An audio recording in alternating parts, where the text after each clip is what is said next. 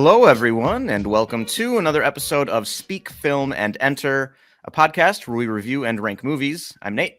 And I'm Adam. Today, we are getting to a little bit later than we would have liked, but we are finally getting to the menu. Woohoo! That's my fault, guys, by the way. I was sick. Couldn't get to anything. We're finally getting to it. The Anya Taylor-Joy, Ralph Fiennes, Nicholas Hoult vehicle for really their acting abilities, as well as kind of a sort of high concept mystery comedy horror a little bit. Yeah, I don't know. Like high concept, it feels like it wants to be, but it isn't really. You know what I mean? Well, I should say, I think by definition it is, but we will discuss if it meets that criteria. Yeah, if it rises to the level of kind of the concept that we understand here. But Adam, would you like to tell the people what it's about? Absolutely. The menu. A young couple travels to a remote island to eat at an exclusive restaurant where the chef has prepared a lavish menu with some shocking surprises. So yes. If you've seen the trailer, you know exactly that's the exact same thing. But yeah, and I kind of want to focus on the word shocking here. I guess right away, like, what did you think? Did you enjoy it, or was it kind of, where were you at?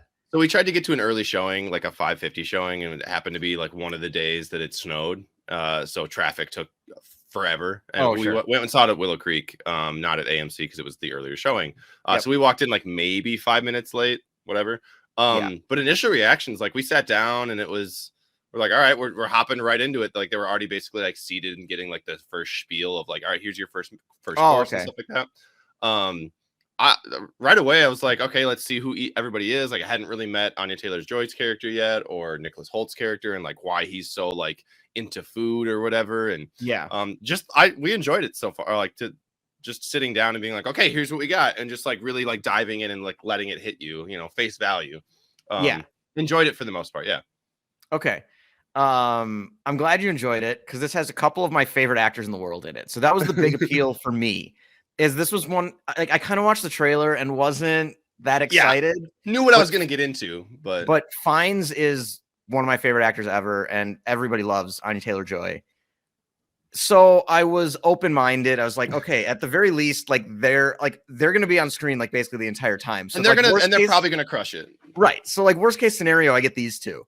Yeah. And I mentioned I kind of wanted to focus on the word shocking in the synopsis because for me, this movie kind of is really just leaning heavily on two things in order to be successful and appealing to people. And that's kind of the shock value and the uniqueness of this sort of like scary dinner that we're sort of promised that we're going to get into. Like what else are they going to do with this crazy food stuff next? What kind of zany stuff is going to happen during our meal.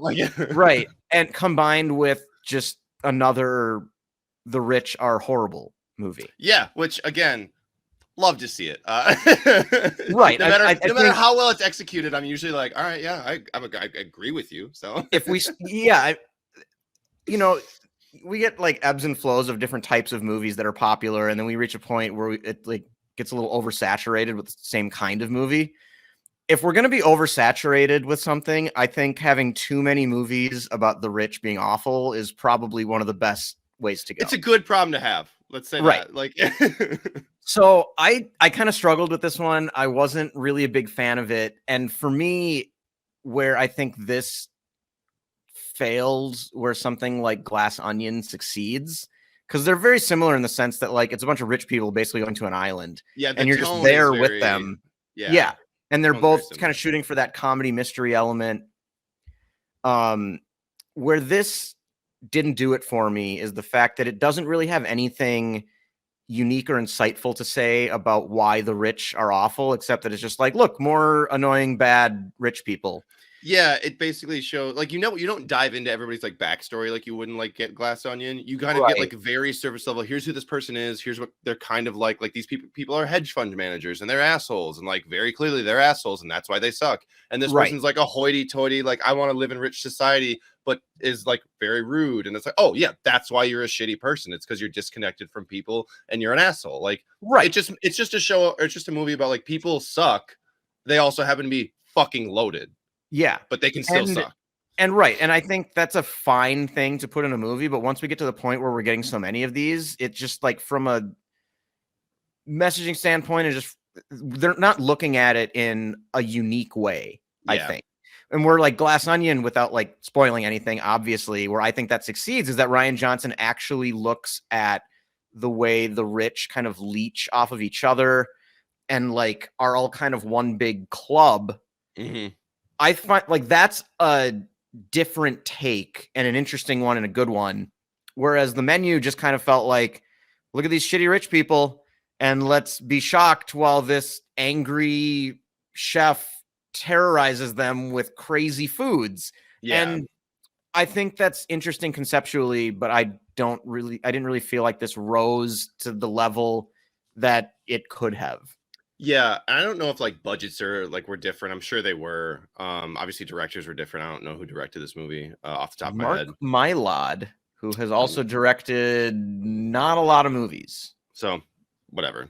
And I'm sure like the screenplay was different. This just feels like a movie that like someone wrote or like could have been like churned out in like the early 2000s or like mid 2010s as like, and it's like, this movie doesn't do a ton of things like amazingly well, but it doesn't truly like fail to me. Like this is a perfectly entertaining movie.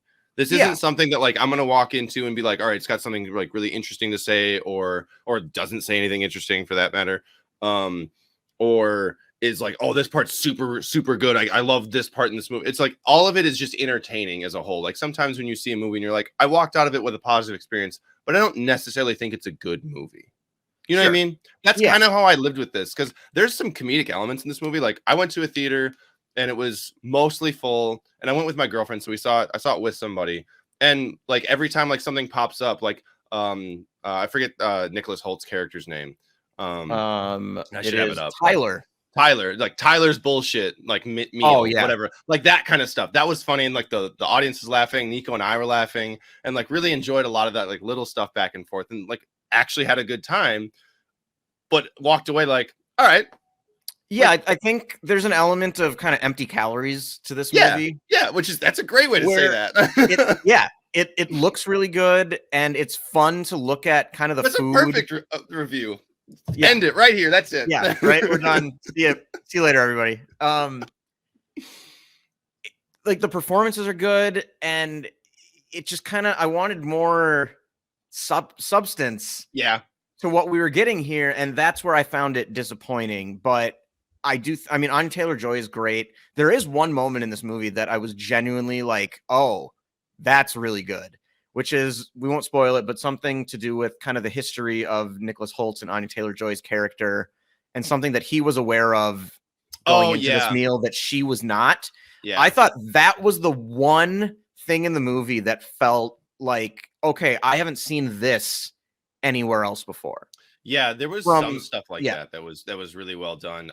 This movie just doesn't take time to expand upon anything that it presents to you. Right. It's also only like an hour and 45, which when we walked out, we were like, I actually really enjoyed that this wasn't like a 2.5 hour movie, because every fucking movie I've seen recently has been at least 2.5 hours. It's like, all right, I got to chalk out like my entire evening. And we got home at like 8 o'clock, and I was like, oh, we can go do dinner. We can do stuff. Yeah, we could do stuff. Like it was like played some games at home together. Evening. Yeah, it was great. It was wonderful. And I was like, oh, look at this. And like, and really enjoyed the experience. So for sure. But yeah, it definitely gets caught up in kind of the presentation and like the pageantry of this restaurant. And I think that's enjoyable to watch for a while, but I got frustrated once we reached the point where I realized there wasn't really much beyond like, when you're kind of, if you've seen the trailer, you're sort of expecting like, ooh, whatever this reveal is that the chef has for like this whole, like what's really going on here.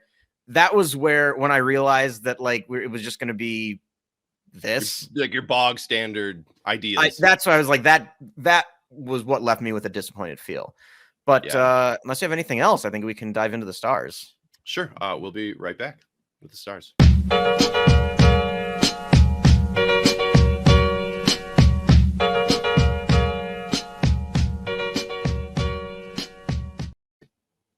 Sorry, I messed that one up. That was me. That was my responsibility today. If you're just listening on the podcast, we have a little graphic up saying, you know, what title our of the stars movie, are, title of the movie, review at the bottom of the screen so that people can always see that. And then when we play the graphic for the stars, it stays up and it covers the bottom part of it. And Adam and I always... we never remember to remove it. Right. Until after it starts and we miss like 3 seconds. Right. There was one time where Adam did it and we celebrated for a good 8 seconds during that break. We were so proud. But so we always miss it though. But anyway, I can go first here. Okay. I did not enjoy this. I'm going to give it 2 stars. Okay. I think I figured it just really fell flat for me. And like I said, the sort of empty calories feel of it, I just kind of felt like we've reached a point where movies that sort of aim to take down the uber wealthy need to have more interesting and unique messaging. To me, this had unique presentation to its messaging, but it was just kind of the same as everything else I've seen before. And I found that disappointing. And it just kind of reached a point where it just kind of felt, I was just ready for it to be over. So not like the worst thing I've seen all year. I still really enjoyed the performances, but was definitely left disappointed.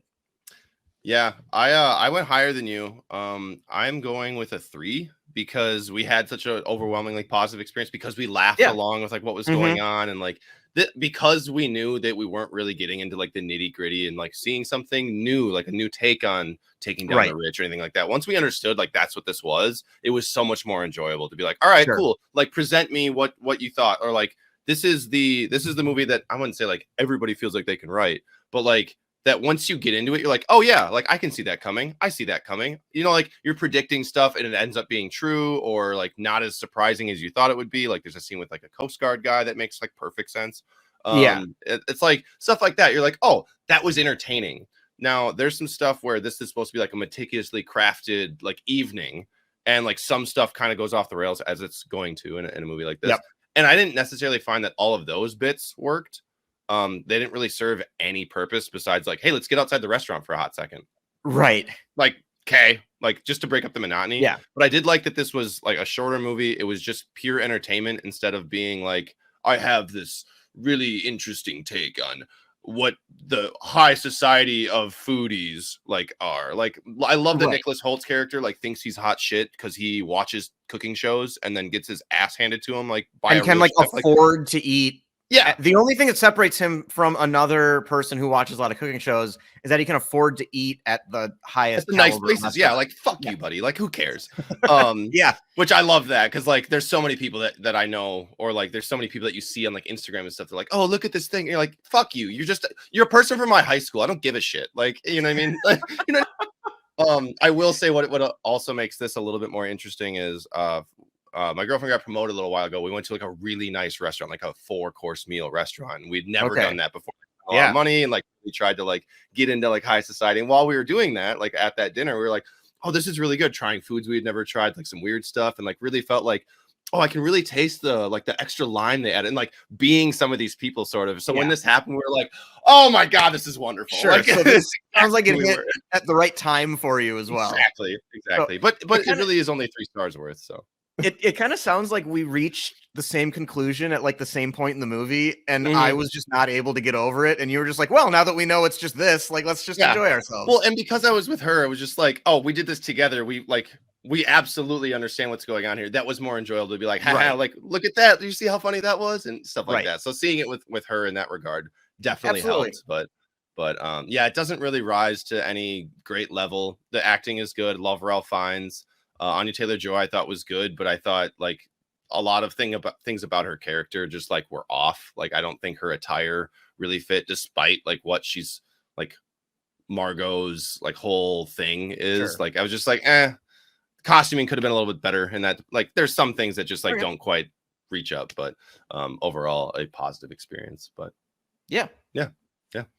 All right, so that is 2 stars from me and 3 stars from Adam for The Menu.